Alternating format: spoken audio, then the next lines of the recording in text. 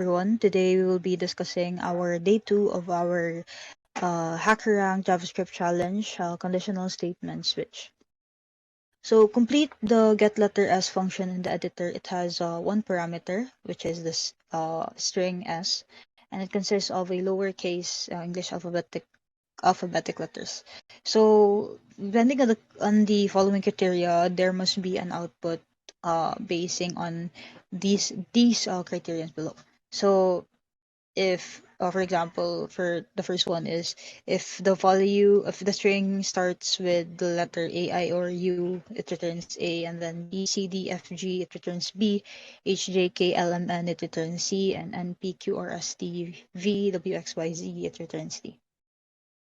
So for the specific code, we know that there is the string s, and then we have letter. So letter is basically what the output would be depending on the switch case that you have here.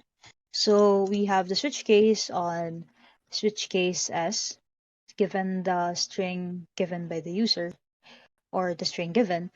And so for the cases, first case is A, E, I, O, U. So case A, E, I, O, U, we initialize letter as A, and then we break the switch, meaning we stop the switch.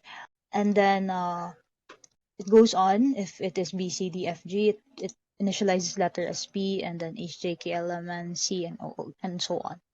So basically, once this cases break, it generally moves on to this one letter.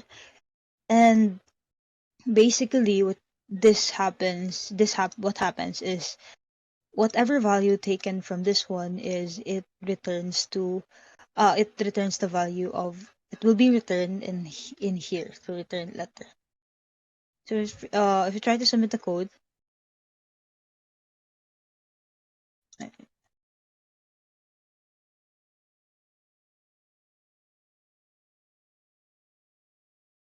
we can see that we have successfully done the program. So another thing to note is that in such cases, we can see that we stop using the break here in the last part, since we know that in switch case it works down. So when it works down, it once it does not satisfy this one, so it goes on to this one. And if it does not satisfy this one, it goes on to this one before it breaks. So unless it's breaking, and then since this is the last part, so generally after this one, it typically returns the letter here.